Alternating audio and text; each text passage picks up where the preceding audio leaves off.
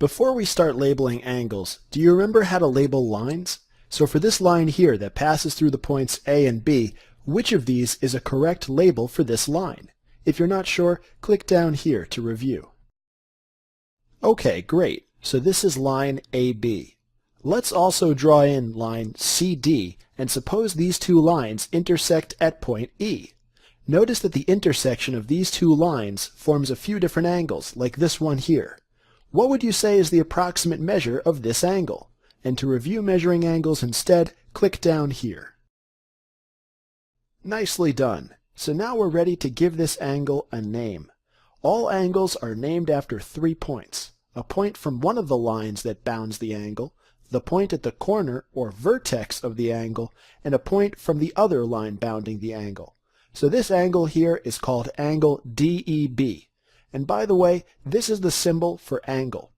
Whenever you name angles, the point that's the vertex goes in the middle, but you can swap the order of the other 2 points. So one name for this angle is angle DEB, but you could also call this angle BED. Either way, you're still talking about this angle over here. Let's see if you've got the hang of naming angles. Which of these angles here is angle CEA? Right, this angle over here is CEA.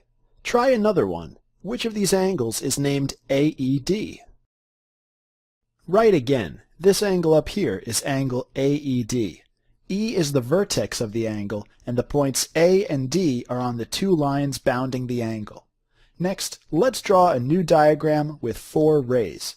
If you were asked for the name of this angle here between the 2 outermost rays, then it would be APD. P is the angle's vertex, and A and D are on the lines bounding the angle. So what would you say is the name of this yellow angle here? Excellent. Yes, this is angle BPD. You might have been tempted by this answer, angle BDP, but remember that the middle point always refers to the vertex of the angle, so BDP is actually the name for this angle up here.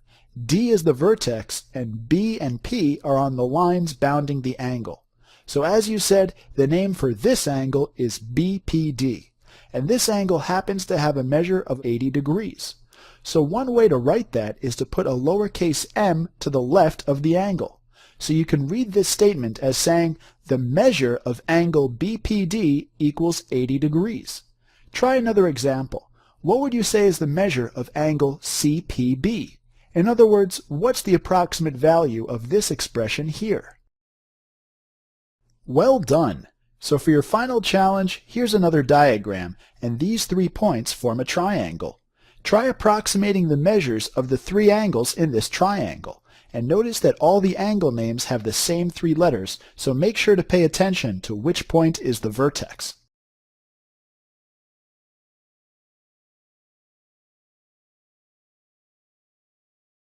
Suppose we have points C and D, and here's the line segment connecting them.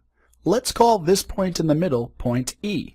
A point that's exactly halfway between 2 other points is known as the midpoint, so E is the midpoint of line segment CD.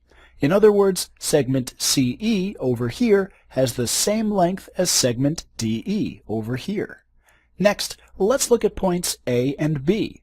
Of these points here, which is the midpoint of line segment AB? Exactly, this point here is the midpoint. Now, another way to describe this point is that it's equidistant from A and B. That means the distance between this point and A equals the distance between this point and B. It's the same distance from both points. But this isn't the only point that's equidistant from A and B. Can you find 2 other points that are just as far from A as they are from B?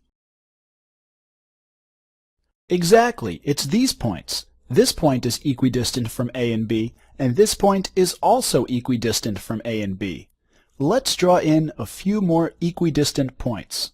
See a pattern? Together, these points form a line. Let's also connect the points A and B with a line segment. You might have noticed that this green line bisects the line segment AB. That means it divides AB into 2 equal parts, this half on the left and this half on the right. How else are these intersecting lines related? If you're not sure, click down here. Precisely, these two lines are perpendicular and form 90-degree or right angles at their intersection. So this line here is what's called the perpendicular bisector of line segment AB. It's perpendicular to the segment and it bisects it, or divides it right down the middle. And as we found, the perpendicular bisector contains all the points that are equidistant from A and B. So for any point you pick on this line, it's the same distance from A as it is from B. Next, take a look at these 2 points, C and D. Which of these lines is the perpendicular bisector of line segment CD? Exactly, this line here is the perpendicular bisector of CD. It forms right angles at the intersection and it divides segment CD into 2 equal halves. So for your final challenge, here's line segment PQ. And suppose point R is on this line segment. And now I tell you that segment PR has length 7 and the segment QR also has length 7. And suppose we also have a point S, such that segment RS is perpendicular to segment PQ. Here is segment PS, and suppose its length is 10. And over here is segment QS. Try using what you know about perpendicular bisectors to determine the length of segment QS. Nicely done. If we look at the line passing through points R and S, then this line is the perpendicular bisector of line segment PQ. It's perpendicular to PQ and it divides PQ into 2 equal halves. So that means that every point on this line is equidistant from P and Q. So if point S is a distance 10 from P, then that means S is also a distance 10 from Q. So segment QS has length 10. So to summarize, if you have a line segment, then the perpendicular line that divides it into 2 equal halves is known as the perpendicular bisector, and it contains all the points that are equidistant from the 2 ends of the line segment.